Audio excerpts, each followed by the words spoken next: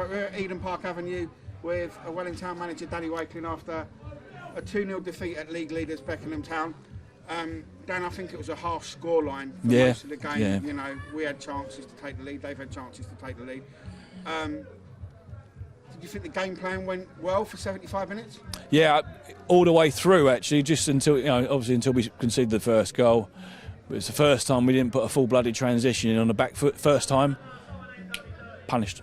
Simple as that. We knew coming here we'd have to outwork them both ways.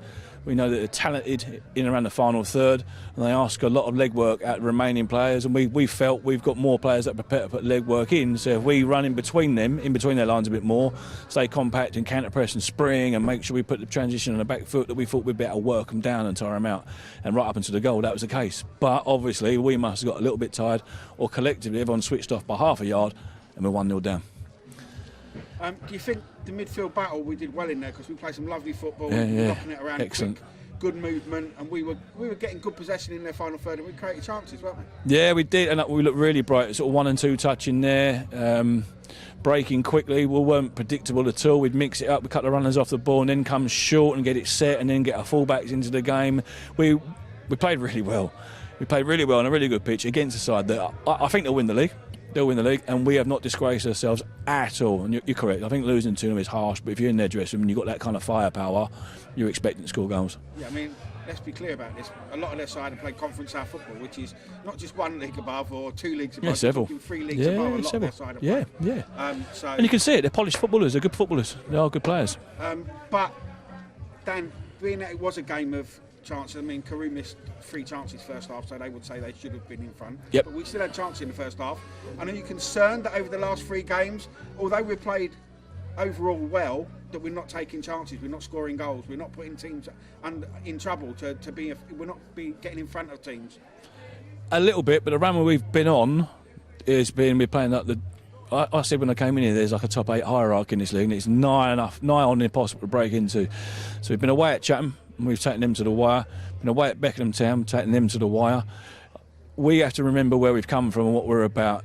Now, when Southampton broke into the Premier League, sort of 7 or 8 years ago, wherever it was now, when they came up back from League One back into the Prem, they had a model and a playing style which was based on sort of hard work transition, a bit like Dortmund in Germany. They had sort of Pochettino took over in there and got them moving and brought in young players and made a more polished outfit. And they took 2 or 3 years with that playing style to establish themselves in that league. Obviously, they dropped off completely after that, but we are that kind of an outfit in this league. We're not the big guns, we're not the big spenders, so therefore we need big hearts, big determination and hard work, and we've got that. So at the moment, I'm really happy with where we are, irrespective of not taking some chances. I know that at this level in them games, that's where your big money gets paid. For you get bigger players that do bigger things. So I'm not overly concerned about that. We are punching hard, still punching above our weight, and still condemning a lot of people's verdicts in pre-season. Some of your game finishers have left the club, and over the last 3 games, what you look for in your team, where you score goals, you get in games, you win games, hasn't happened. Are you looking to replace the game finishers? Do you think it's weakened us slightly? No, if anything, we've probably got more, so therefore we've sort of let a few fringe players now move out the door, tightened it up a little bit. A lot less players playing second team football because probably the gap between the two is too difficult to bridge. So whenever a player goes down, the game's a bit too slow, and too many players that are playing that level too often can't get up to the speed of it where we are. So I'm looking to sign some younger, hungrier players and create a little underbelly where literally 5 or 6 of them are competing for 3 squad places on a Saturday, and in time that will get us where we need to be. A few changes again today, Dan. Is it hurting us not being able to play the same team? Yeah, sometimes I mean, Chris Round's played well again today, and he plays anywhere. Centre midfield, he'll play wide left as he has to, and left back. Everyone knows Ash's quality, but with Ash's career, he will miss 1 Saturday in 4. And again, if he wasn't doing what he does for a living, he'd be earning a lot of football money, perhaps at a club like this, and he could play 40 weeks of the year. So again, these are the things we have to handle. These are the things that I have to manage. That's the sort of budget we have, which is it's not skimpy at all. Don't get me wrong, but we've got to find gems. We've got to find players that can probably play 5 and 6 instead of 40 out of 40. So I'm not concerned. We're doing all right. What's the next game? Sorry, we're away at Canterbury next week. Another good side, another hard game. Yeah, that would be tough. You've shown enough over the last 2-3 games. that you can go there and get a positive result. I think so, yeah. The performances have been excellent, and we've actually stepped up in terms of sort of togetherness and work rate. I mean, we had a couple of players left the club because it caused a bit of a division in the dressing room, actually. We sort of unexpected and unnecessary low levels of sort of attitude. So it reached a breaking point with a couple of them. So you've always got to stick to your principles and your philosophy, and you've got to make sure you've got people wrapped around you that want to be there for the right reasons. And we've got that in the dressing room. So it's been a tough spell to come through, but they'll only get better for afternoons like this. They're disappointed. They're genuinely disappointed they've not taken something from the game. Genuinely disappointed, and disappointed last week, and that's a good trait to have. Yeah, when you're playing the class teams in the league, to be disappointed you're not winning the game if you get beat, let alone getting a draw, just shows you how far we have come, what the mentality is in the team and the quality that is around the club. Absolutely, and I get no disrespect here, but last year, Step 6, there's a massive gap between Step 6 and Step 5 in terms of talent, in terms of budgets, in terms of players that are attracted, in terms of sort of people that come and watch games. It's huge. It's almost, it's not a one-step jump, it's like another two in terms of talent, because you've got some teams that hover around the bottom half of Step 6 that would struggle against a lot of very good county sides. So when you get to this level, this is where I believe, inverted commas, proper football starts. And if you are 2% off it, you're getting beaten by a guy that just refuses to drop a stand and drop a level. So it's a challenging environment for the football club, and we're not doing well. We're doing really, really well, and that's credit to all the players. First half, I was really impressed with the midfield.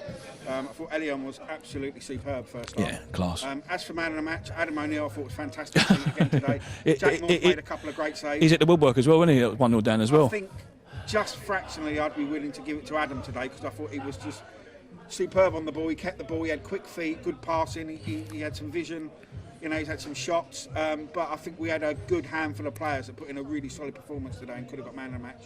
I wouldn't disagree with that, and we've made them change how they would move the ball this afternoon. Junior Cafe that sits a bit deeper for them, very elegant player, gets it, holds people off, brushes the ball from side to side and gets them going. Normally they're sort of two wider players can just cheat and hang up on the touchline. We made their wide players have to come in and get involved in the game and work, and that wasn't by going negative and having someone defensive on Junior Cafe. It was, Adam, go on, you're a third of the size of him. Get around his ankles in terms of where you receive the ball on a half-turn facing goal. You've got to drag him out of like a comfort zone. It's not that he can't do it, but he hasn't had to do that in this league. He's been pulled from touchline to touchline. That took a pillar out of their midfield. They underpinned everything, and then Adam was sort of dancing, having a lot of joy. And then it makes our other two, Hassan and Jim, step on the toes of, makes Ryan Hall come back and be ineffective. It made Luke Rooney have to go and forage for the football a bit more. Don't get me wrong, they did it because they're good players. But we made them change how they played this afternoon. And Byron hit the back of the net. They were fantastic this afternoon. And also, a few of their players were chirping at the referee, which is kind of a fillip and a feather in our cap. Yeah, I think so. When you've got a good team that's romping away with the league, having a whinge with the ref to try and get a few more decisions off him because we're causing a problem. Yeah, absolutely. And their management team at the end was extremely magnanimous. Shook hands and said, "You've got a very good outfit out there.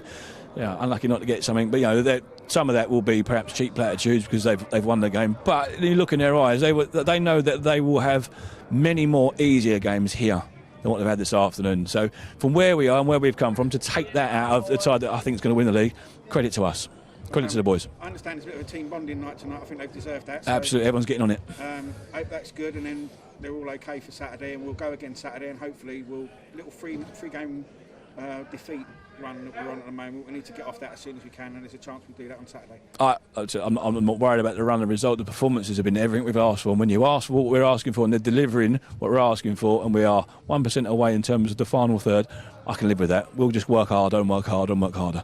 Someone's going to get a spanking soon then. Do you feel that? Perhaps. I mean, if we go back to their second goal, James Owalabi, who's come off the bench, has an opportunity to wrap his left foot around the football, delays by half a second, gets blocked, ball back up the hill to a degree, and a bit more composure in their final third. That was ultimately the difference. He gets his foot over the ball there. Even if he puts it in the trees, it stays 1-0. Just that subtle bit of difference. But we've got boys that will want to get on the training pitch and they want to improve. I love that. And our coaches want to get in with them as well. Love that. We're only going one way, mate. That's that way. If that Adam O'Neill shot had have gone in rather than hit the post, it might have even got fingers onto the post. Yep. That could have got millions of views because that was an outrageous strike. It's a stunning free kick by an absolutely stunning footballer. We've got a lot of talent. We play the game in a very good manner. We're strong, we're aggressive, but we're fluent and we're good to watch. And I keep saying it. Credit to all them boys who've come out from all over the place to come in and be a part of this. put together in a car park, like we keep saying, one day before pre-season started. What they're actually turning out on the pitch is a joy to watch. It's worth anyone's money to come and watch them play. Dan, thanks for coming and seeing us, and we'll see you Saturday against Canterbury for another tough game. As always, looking forward to it already, mate. See you there.